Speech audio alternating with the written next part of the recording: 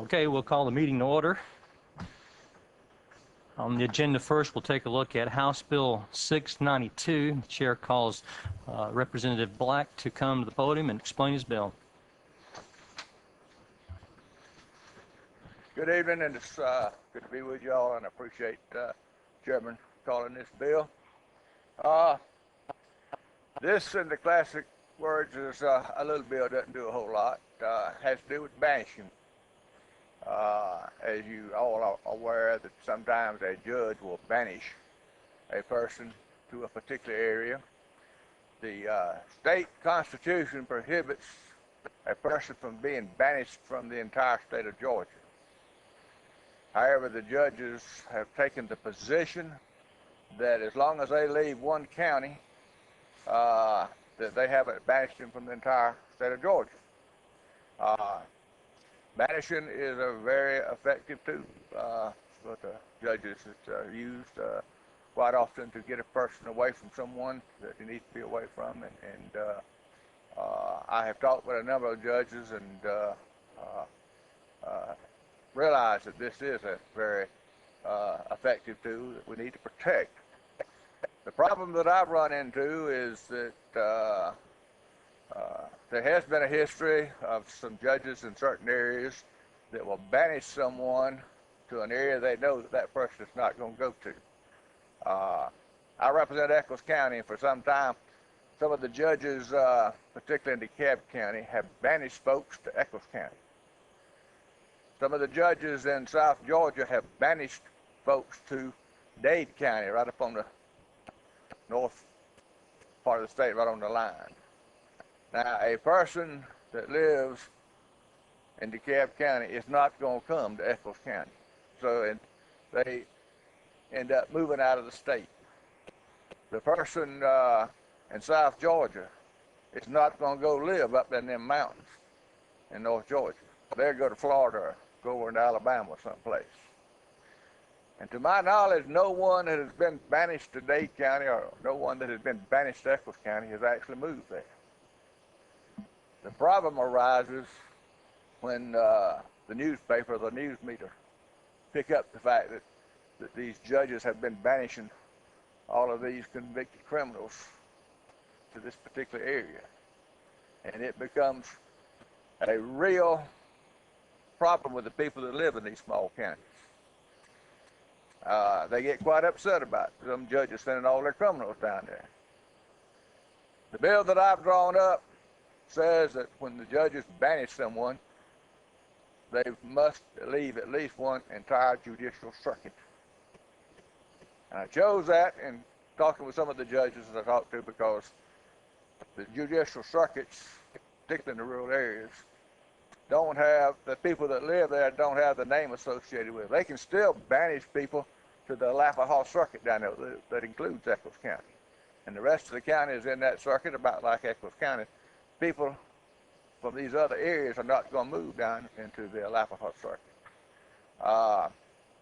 And I'm drawing a blank right now. I spoke with Representative Scott, who represents Dade County, and that circuit up there is named after some river or something, I think. But at any rate, judges in South Georgia can still banish someone up there. He's not going to go there. He's going to go down into Florida, or he's going to go someplace else. And this saves the embarrassment of the people that live in these areas from having to read in the paper about all these criminals being banished to their county. The other phrase that I thrown in there, I put that in there myself, it says that if the judge requires some services, that they've got to be available in that area. I put that in, I felt like it was needed to keep the thing constitutionally sound, keep from being thrown out, because I did hear one case where a person was banished to Echols County, and it was part of his banishment that he get psychiatric treatment. There ain't no psychiatric treatment available for anybody in Echols County. But at any rate, that's all the bill does. At this time, I'll entertain any questions anyone might have. Chair would ask that if you have questions, if you push your gray button, and we'll take them in order. Any questions?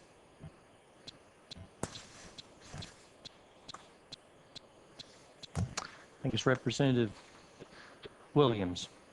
Thank you, Mr. Chairman.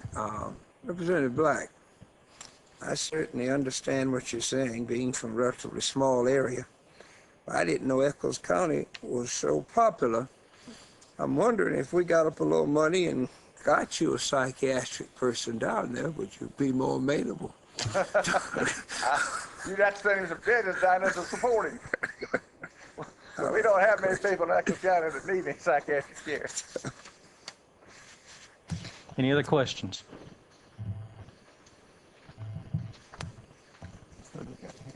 Representative Cox? Thank you, Mr. Chairman. Representative Black, in your mind, amending this code would not prevent a judge from banishing an individual from a certain area or Right, circuit. Is that correct? that's right. Thank you, Representative Cox. Representative Reese? Thank you, Mr. Chairman. Representative Black, Dade County is in the Lookout Mountain Judicial Circuit, named after a mountain rather than a river. I was aware that judges use this for specific reasons, but I was more familiar with the judge banishing from an area rather than to Right. a specific area. How often does this happen that they send someone to a specific? This to my surprise, banishing from an area like what you're talking about is quite common. Quite often the judge will banish him from that circuit.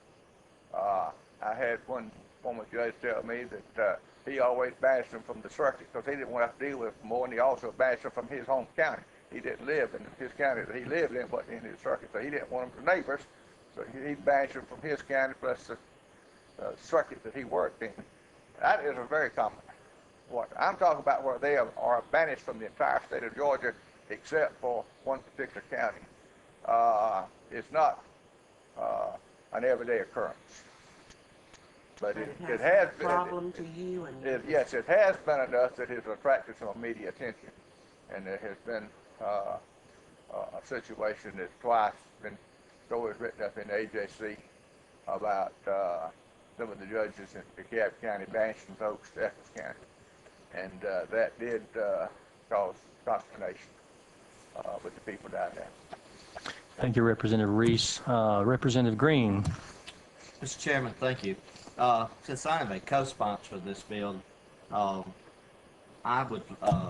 understand the problem of the stigma being attached to the county, and what Representative Black is trying to do is just offset it by just stating a judicial circuit instead of the county there. And so at the proper time, Mr. Chairman, I would like to ask the committee to entertain a motion to pass. Got a couple more questions before we can move to that. Motion, Representative Hurd. Thank you, Mr. Chairman. I just wanted to ask the question, is there a specific instance that's brought this about, or is it just the publicity and the stigma that's came from it? But listen, because as I said, I do not know of a case where a probationer has actually moved into one of these counties like this. The cases that I'm aware of, that probationer ended up moving out of the state, and which was the intent of the judge whenever he entered that condition of probation, was going to get rid of them, get them out of the state.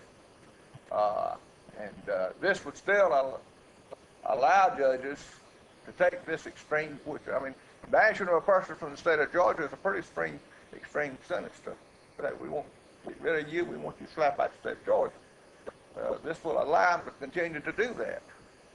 But it would put the stigma on these areas, like what mentioned the particular county does, because these small counties are in judicial circuits which that they don't have the attachment to their judicial circuit that they do the county that they live in. Thank you. Thank you, Representative Hurd. Looks like there's no more questions for you, Representative Black, but I would like to ask Ms. Nesbitt if she'd come and give us what the Superior Court's opinions are of the bill, if you would.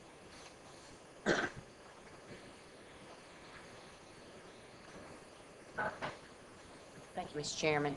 The Superior Court judges have not taken an official position on this bill, but I did send out an inquiry to find out if they had problems with the bill.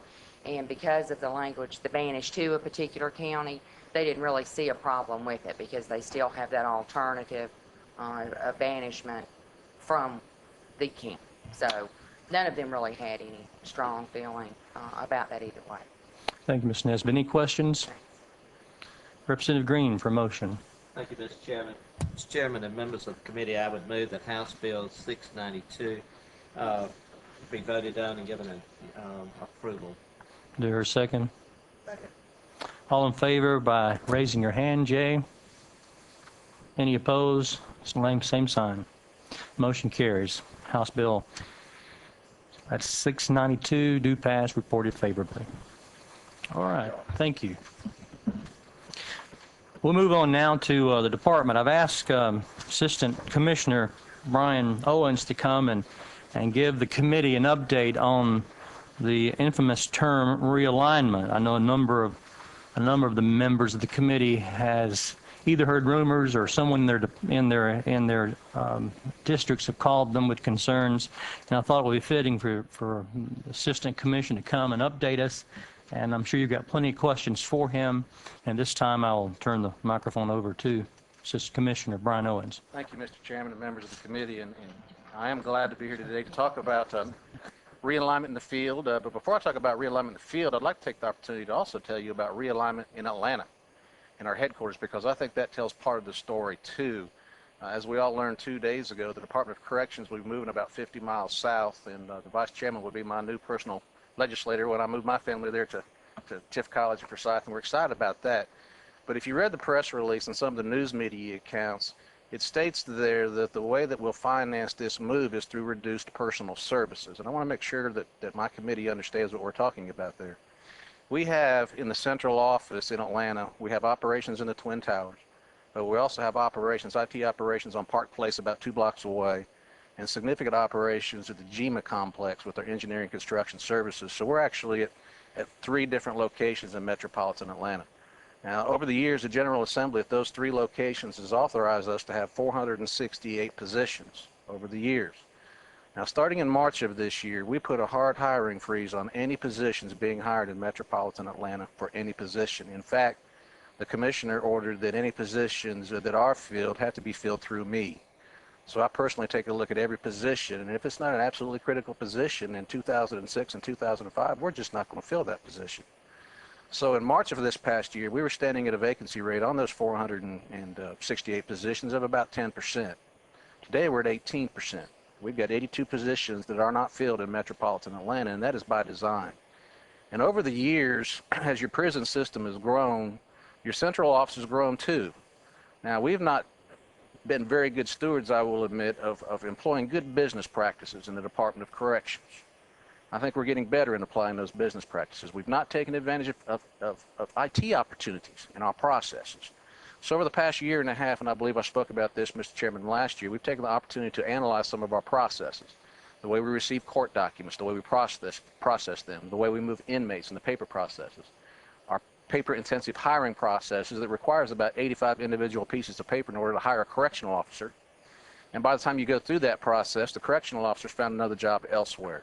So by re-engineering these processes and continue to re-engineer these processes, we're not going to be moving 468 positions to Tift College and Forsyth. We believe that number is going to be significantly less.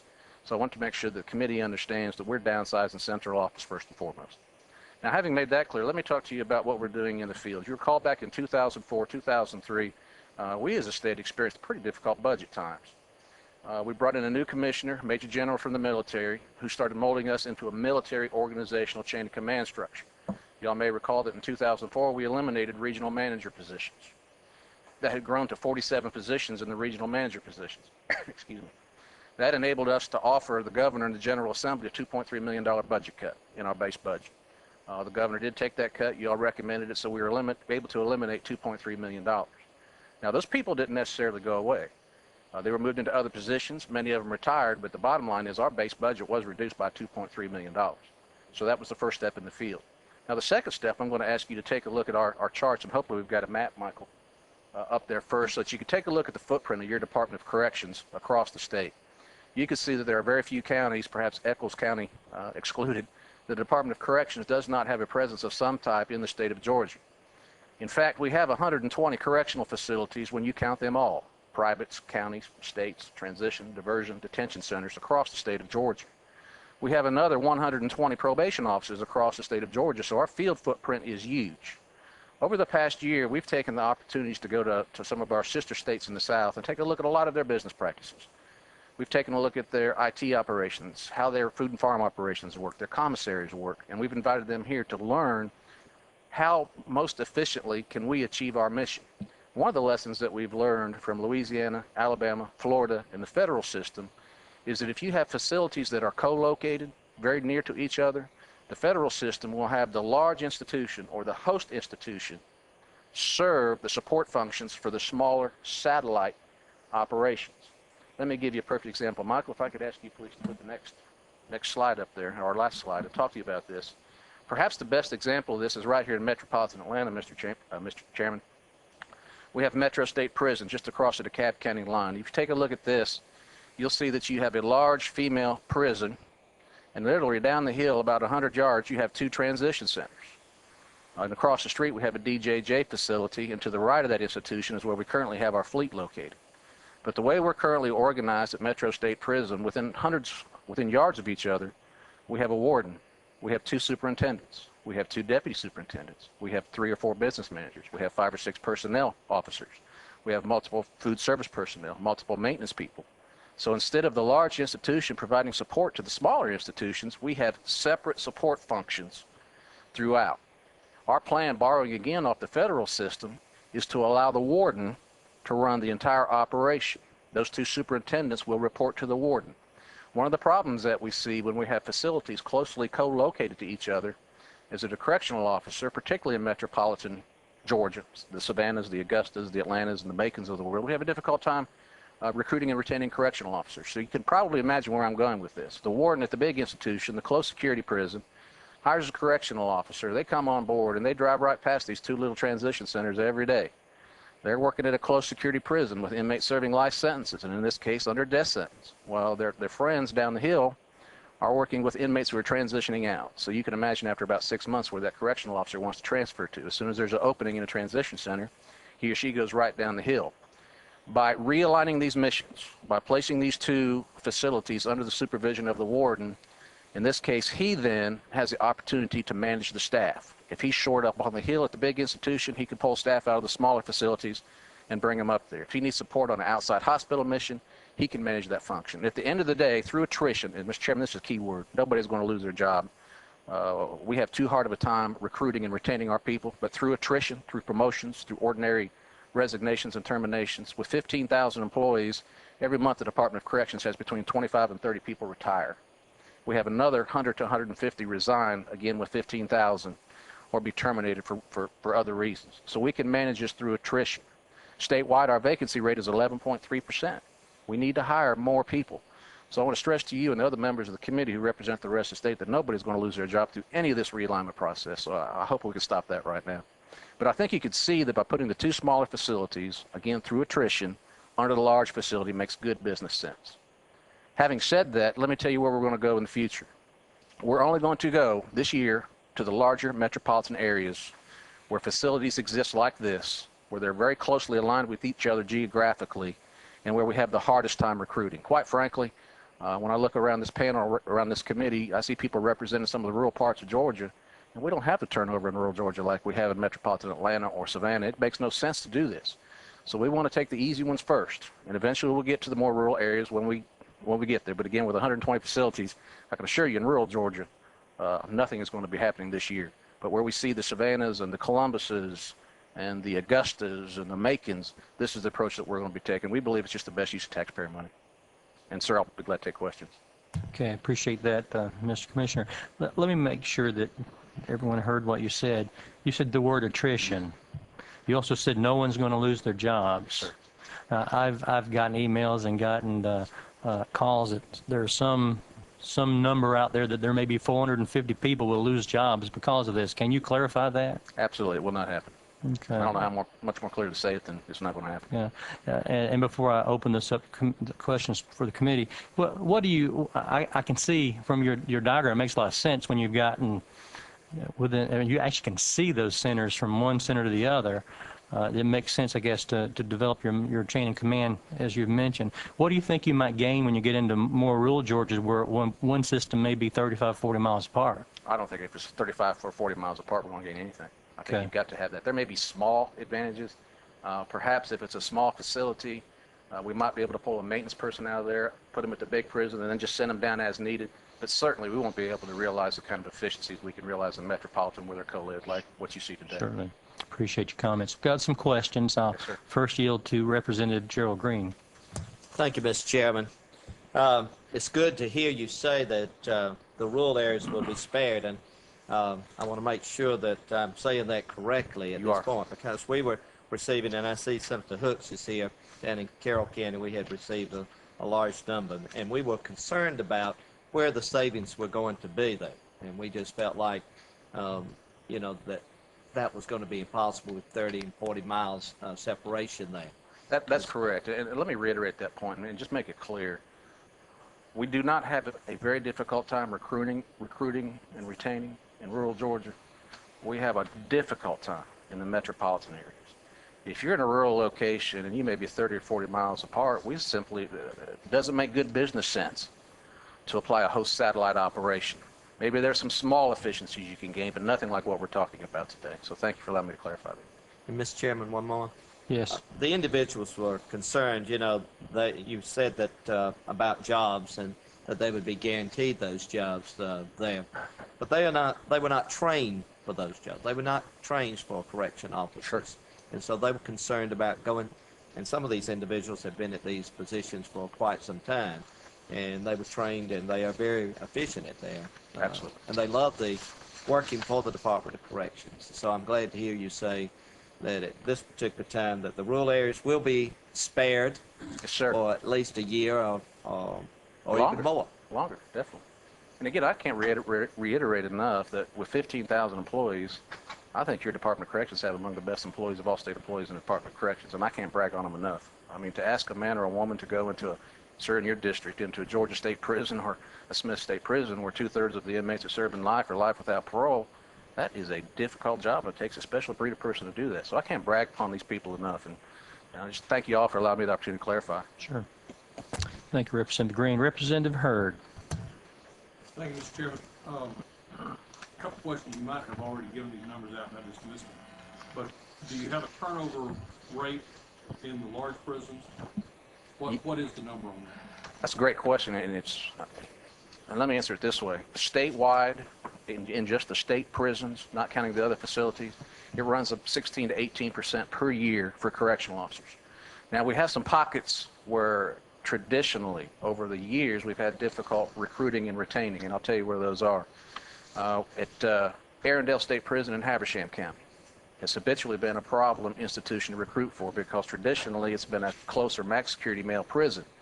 You may recall that last year we switched that mission now and it's a female prison. So our recruitment and retention is looking great now at Arendelle State Prison. Georgia State Prison, on the end of the line in the Georgia State prison system, has typically been tough to recruit and retain individuals. Phillips State Prison, which is located up in Gwinnett County because of its location, very difficult to recruit for.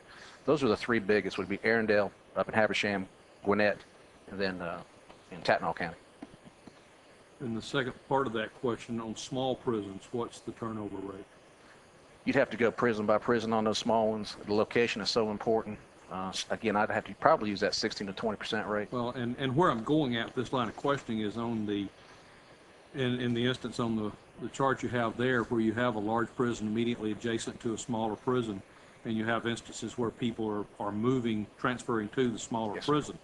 I'm concerned that by bringing it all under one institution, all of a sudden, instead of transferring to the smaller prison, will you lose those people altogether? I don't believe we will, and there are a couple of things that I think is really going to help us out. We haven't analyzed our entire budget yet, but we saw where the budget recommendation for the governor is pay raises for between 2% and 4% for state employees, targeting those that are below market midpoint. I think the vast majority of our correctional officers and our lower paid people, our craftsmen, our food service workers, our food service workers will qualify for that 4%. I think that'll make a tremendous difference. Starting correctional officer makes $23,600 a year. And It's that leaves- hard in that environment. That will lead me into my last question related to pay scales. of the two different types of facilities? Are the pay scales the same, or even though the job demands are considerably different? They're different. In this particular example, if you work at Metro State Prison, the officers get a 5% security supplement there. So that if they start, it's $23,600 plus the 5%, so there's a 5% supplement. In our close and max security prisons, staff does get a supplement. Thank you. Thank you. Thank you, Mr. Hurd. Let me ask before I move on to the next question. In your scenario here, the positions which would, I don't know if consolidated is the right word, maybe you can correct me on that, but I'm assuming somebody, when you make a warden or assistant superintendent or change or realign, what positions are we talking about, even in this particular case? What position is going to dissolve? Over time, dissolving would be... I would assume this is going to happen this year. You did mention that you're intending to go forward with this year. Is that correct? That's correct. That's Go correct. ahead Some and of the explain. positions that will be dissolved over time would be some of the craftsman's positions. We didn't have dual craftsman's operations. In this particular location, some of the food service positions, because we can serve the food down the hill Yeah. rather than preparing and serving at the two smaller institutions. Some of the business functions and personnel functions. Okay. And I did hear you say the word overtime, and you also said the word attrition at least 4 times now. Do you have a plan as to how you're going to make that work at this point when you start reducing those jobs? A specific plan? No. What we've done is first off, we trust our wardens to do the right thing. So wherever we're talking about doing this in the areas, it's the wardens first that lays out the plan for us to take a look at.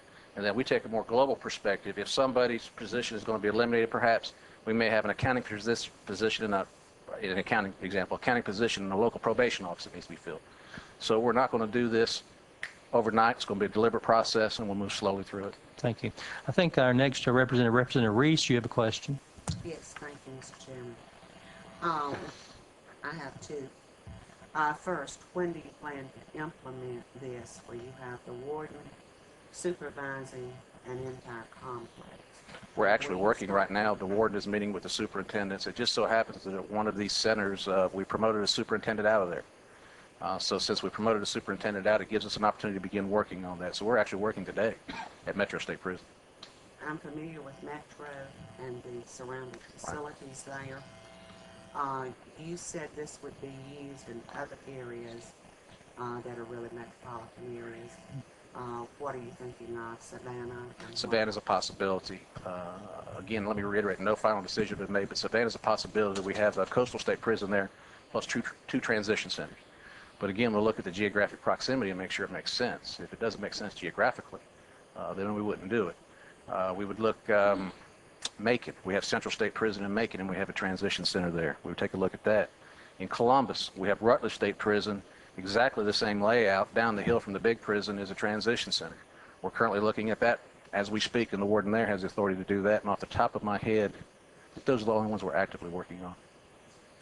And then I wonder about the implications for future construction in the years to come. New diversion centers, transition centers, you would try to locate those in a Absolutely. larger facility? When we're talking about diversion and transition centers, as you well know, those have to be placed in at least a relatively large metropolitan area because there have to be jobs there.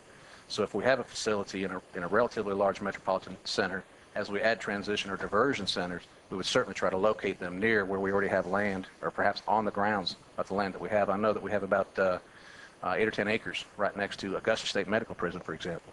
So if we did anything additionally in Augusta, we would certainly look there first. Thank you, Representative Reese. Representative Bob Bryant. Yes, thank you, Mr. Chairman. Representative Reese really asked part of the question that I was going to ask concerning Savannah. I know of Coastal State location in Savannah, and I know of the transition center's location in Savannah. There's quite a distance between the two. Right. So I'm sure that would not be an easy one to manage in the manner that we're speaking. But would you, the two transitional centers that I know of, they're not that far apart. Right. So would you consider working those two That's absolutely something we take a look at. You know, really what we're trying to get at here, the bottom line is the most efficient way to run our operations, to reduce as much as possible support operations, and to expand as much as possible, you know, the real heroes out there, those correctional officers and those probation officers that are out there doing the real mission of their department. There's no cookie-cutter approach, sir, that we're taking on this. Thank you, Representative Bryant. Representative Debbie Buckner. Thank you. I guess one of the questions that I have that's a real concern of mine is as you are consolidating transitional centers and the prisons, my concern is one going to have more emphasis over the other? Because there are a lot of communities around the state that have been in dire need of transitional centers. What to do with these people that come back, and how do we help them transition into a different crime-free lifestyle? So my first question is, as you consolidate, what's the real future for transition centers? Real future is great for transition centers. You may not be aware, but over the past 14 months, led by the governor's office, all affected state agencies who have a stake in offenders reentering, to include Department of Education, Labor, Corrections, Pardons and Parole, GBI, have met monthly to come up with a statewide transition plan, if you will, for the state of Georgia. Over the last 5 years, we've doubled, the Department of Corrections has doubled the number of transition center beds across the state, and we still continue to expand those. I can assure you that nothing's more important to us than making sure every inmate we have who's going to get out gets out just as quickly as he or she can, and we can provide just as many services. So I think the future for transition centers are great in this state. May I ask you? Certainly. I guess what I'm, another concern that I have is that when you look at your job shortages and vacancies, it appears that the correctional officer positions are always the ones that are on the top of the list. Absolutely. Do you foresee taking some of the displaced employees and, I don't want to use the word force, but strongly encouraged to take some of those positions when you have these new alignments of transition centers and prisons? No, that's a great question. I don't think you can, I'm not sure the word you use, coerce or force. I mean, that's just not going to work. Or whatever. Whatever the word is. Encouraged. No. It's quite the opposite, as a matter of fact. We started this year, for the first time ever, working through the channels. We've got what we call an educational program for our correctional officers, and we can encourage our correctional officers. We make it easy for them. We bring the Department of Technical Adult Education to the prisons in the day room with the shift change. Hope Grant pays for the educational opportunities. Not Hope Scholarship, but Hope Grant, 2-year program. And then anybody in the Department of Corrections that attains an associate's degree, we give them a 3% bonus. We fund that ourselves. Anyone that attains a bachelor's degree, we give them a 5% bonus. A correctional officer who has an associate's degree can move over and wear a probation officer's hat and get significant increase in pay. So we're actually encouraging career growth from correctional officers. So if we've got business managers or personnel folks, the same thing applies to them. Education, associate's degree, bachelor's degree, we're trying to make it easier for them to get their education, become nurses, for example, LPNs, that we can hire them at better pay. So we're really trying to grow our staff rather than encourage people, if that makes sense to you. Yeah, it's kind of like transition center.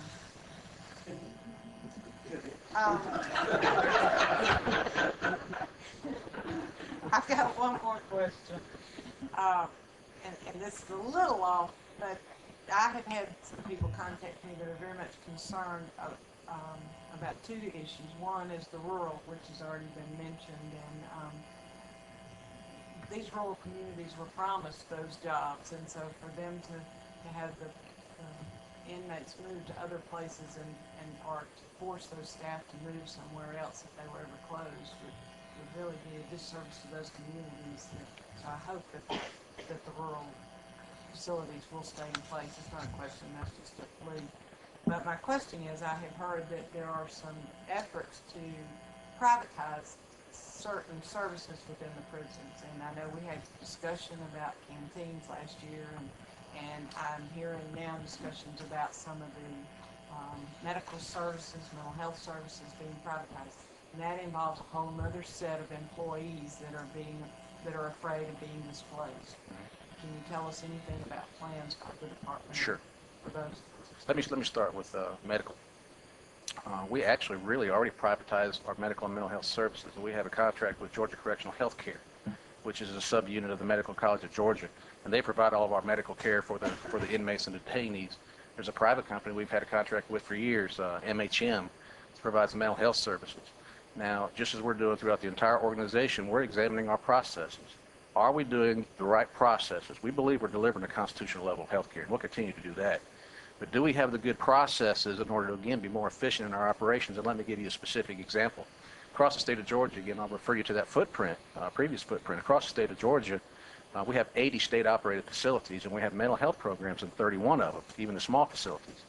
Now, I don't think if we were running a business, we would have 31 mental health programs and in 80 facilities. Perhaps we'd have 4 or 5 or 6 and consolidate so that we can get the medical and mental health that we need. We are doing those kind of approaches, but again, it's not a job situation. It's just trying to become more effective in the way that we deliver the mental and medical and dental health services. Thank you. Thank you, Mr. Chairman. Thank you, Representative Buckner. I'll now call on Representative Clay Cox.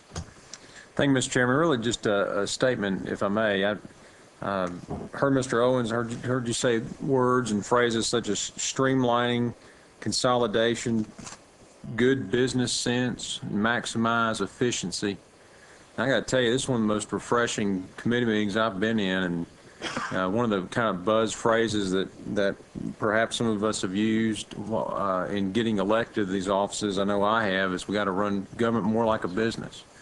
And I commend you on your efforts. It seems that you guys are trying to do just that at the department, and I wish you well and support you in your efforts, and pleased to hear your plans, and I'm excited about them and hope you carry them out. Thanks, sir. Thank you, Representative Cox. Representative Al Williams. Yes, sir. A couple of questions, please. The governor mentioned yesterday that he was adding 4,000 plus beds. Excuse me, Representative, hold just a second. Representative Dean, would you please take your telephone conversation out? There's a rule in the House that we don't do our telephone conversations here. Sorry. Representative Dean. Thank you. Continue, Representative Williams. The governor announced yesterday some 4,000 additional beds, $43 million in construction. First question is, with the realignment, what kind of plans, or what do you anticipate? I hear a lot from county sheriffs, of course, housing prisoners, and as you do this realignment, are you keeping that in mind? Second part of my question is, I hear quite regular, very frankly, from your parole, your officers on the field, they complain seriously, and got 2 calls today that there was no mention about raises for them on yesterday, state employees, and many of these people, their average, I think, is somewhat south of the teachers, and they're saying that they're getting less of a raise and hadn't been considered quite a while. We're spending $43 million in construction. What are we going to do about? And that, to me, is one of the great areas of retention for your professionals. What are we doing there? Let me answer your second question first, if I might. I mentioned earlier that in the governor's recommendation that all state employees would be getting a raise of between 2% and 4%, depending upon where they were in terms of market midpoint. Our probation officers, I'd stack up our probation officers against any probation officers in the nation. You probably know that we require college degrees, bachelor's degrees. Sure. Many of them have master's and even doctorate degrees, law degrees. They're fine folks. They're going to get between a 2% and 4% raise as well, depending upon where they are to their market midpoint salary. So there is an opportunity for them to get the 4% raise, which I believe is what the governor recommended for the teachers, if they're below market midpoint, which the vast majority will be below market midpoint. Can you help me with one other question? Certainly, absolutely. Let me make sure that I understand. I know the market midpoint, but there'll be several educators, and well-deserving, that will go up to 7%. Yes, sir. Are your probation officers, highly educated folk, are they being capped out at 4%? Yes, sir. And that's where primarily I'm hearing. Are we even looking down the road at doing something? Because very honestly, and I understand their point, they deal with some tough guys. Absolutely. They do some rough work out there.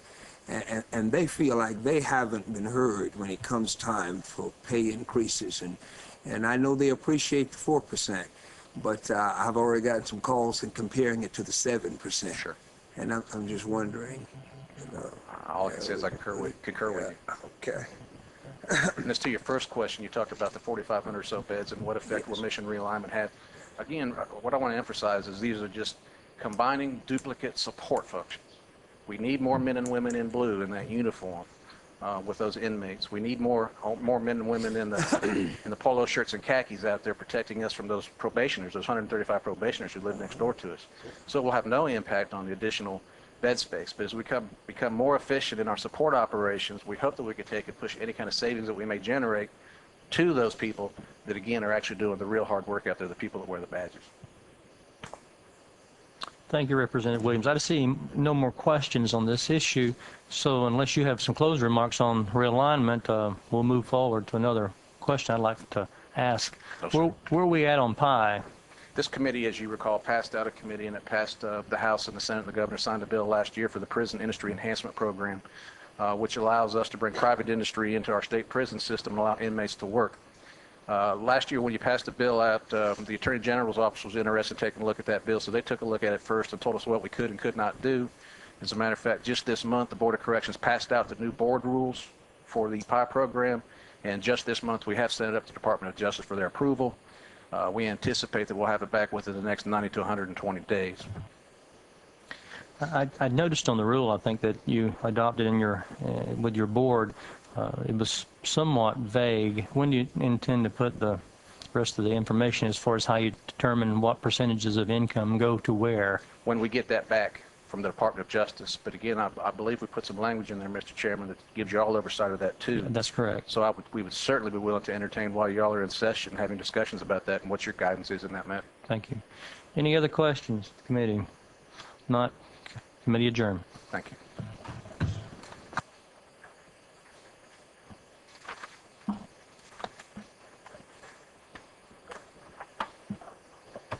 Hey, how are you? Hi, Cassie. How do I know?